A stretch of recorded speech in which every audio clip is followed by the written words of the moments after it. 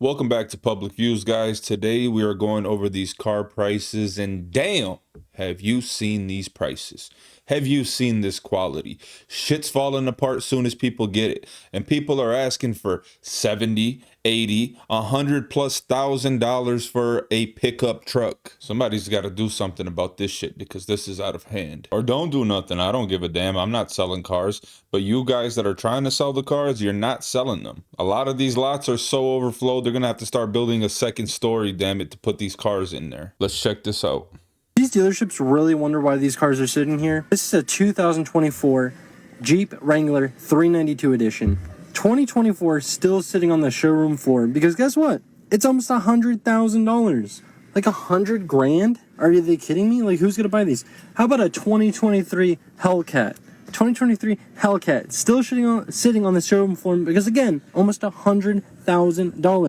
He said still shitting on the... It is still shitting on the showroom floor, man. $100,000, 2023 Hellcat.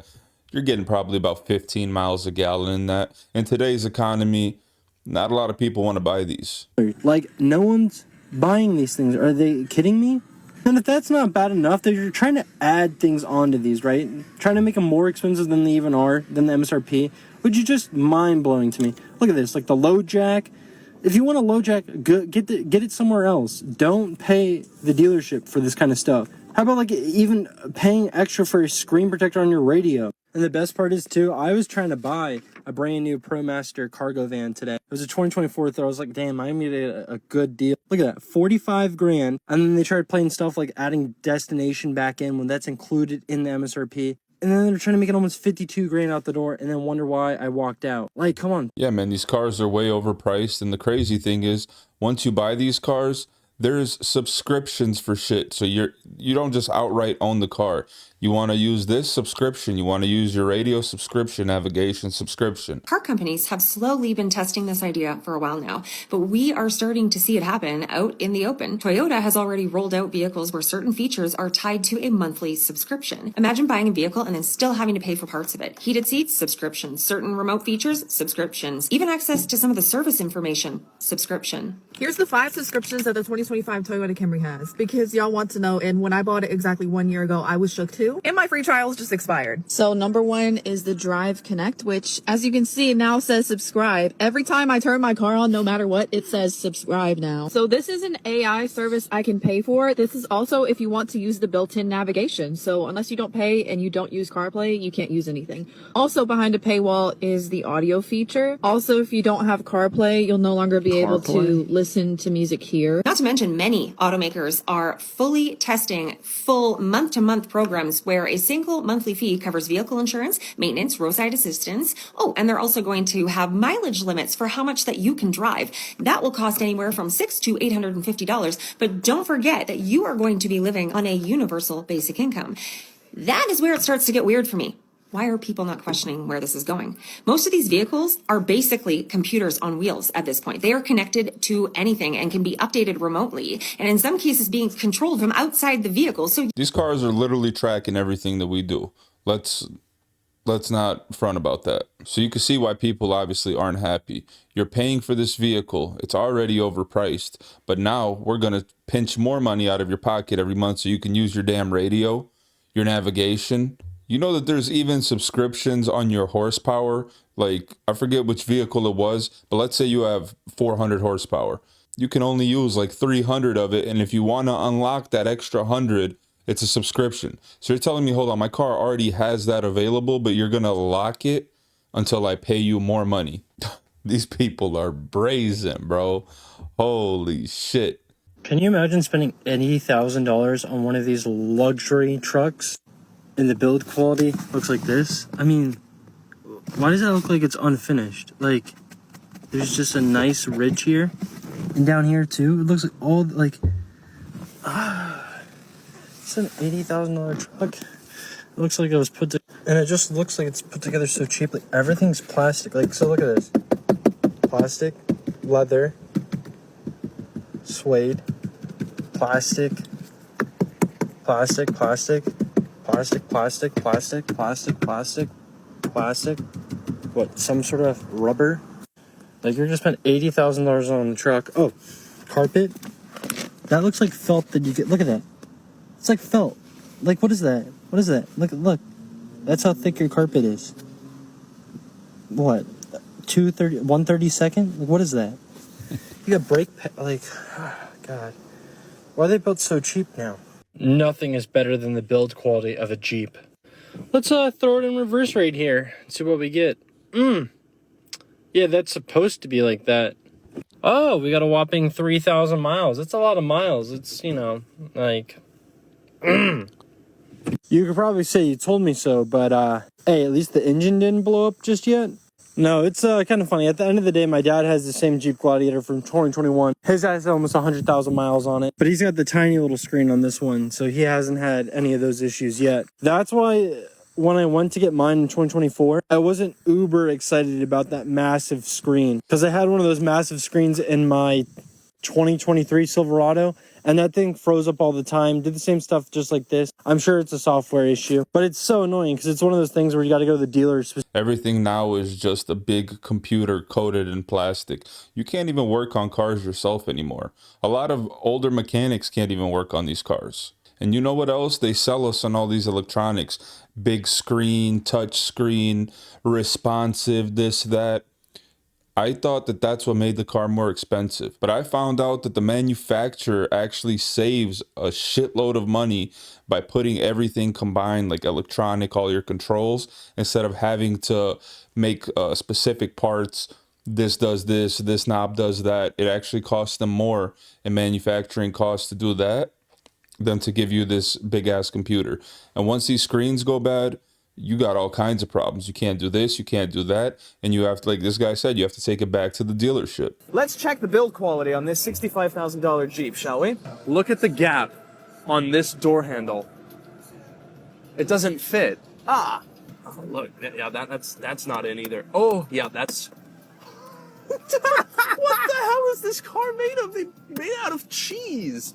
When I move the grab handle, Holy crap, the screen is moving. we're off-roading, yes? The whole screen moves. It lets you know that you're off-roading. Oh, none of this fits Wait a right. minute, that doesn't fit. Look at this gap, and then look at that gap. Oh my god. Oh, look at this. Oh, no. This is unacceptable. I'm sorry. It's not acceptable for the price. Oh. Ooh. Oh, we disassembled the Jeep. Oh dear. Oh. Yeah. Oh, no. Yeah. What the hell? Yeah. It's just put in there. Remind me of the price again? 65. No. That doesn't fit. That doesn't fit. Look, on this one, you can actually see where they tucked the vinyl underneath, front and back. Yeah. Wow, that's bad. Verdict? In the bin. Okay, so that's all cosmetic, plastic, cheap, but how do the engines run? They probably should run pretty good, considering you're paying $60,000 to $100,000 for a car.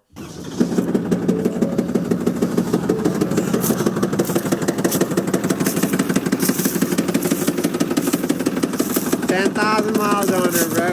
Fucking shitty.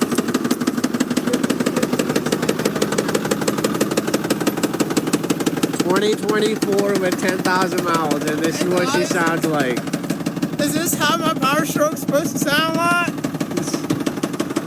Is this how my Power Stroke's supposed to sound like? No, definitely not. 10,000 miles, guys. That's probably a $100,000 plus truck right there, and that thing is already toast.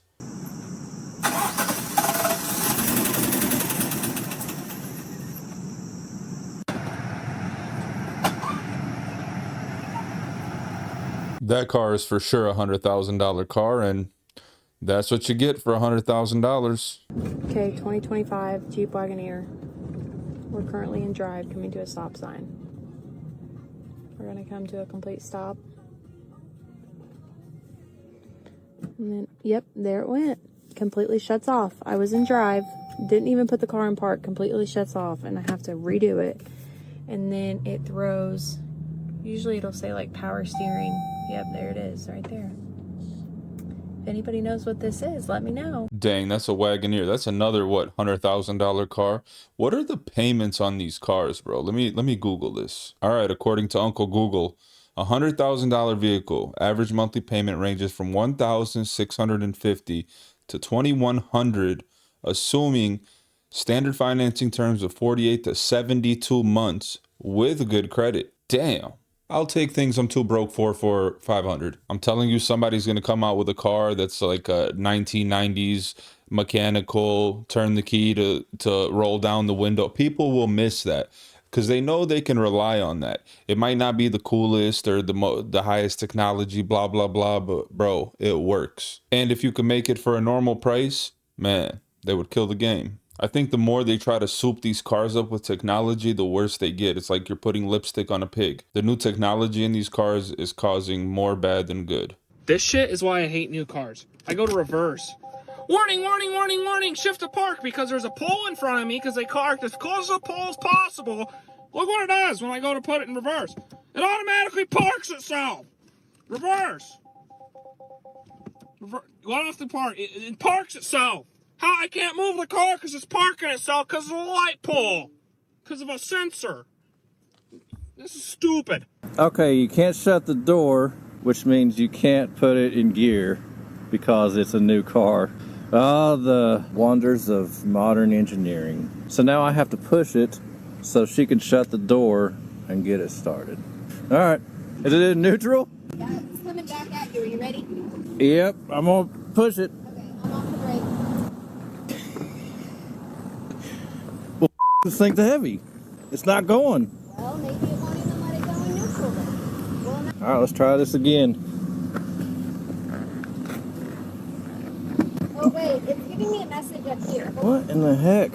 It has a message. I don't want to hear a damn message. I want to move the car, but it won't let you. I don't want a car that has to update. I want to be able to put it in drive and drive. The tech in these cars is getting out of hand, and it's not as reliable as people think it is. You have children who dart out from behind parked cars.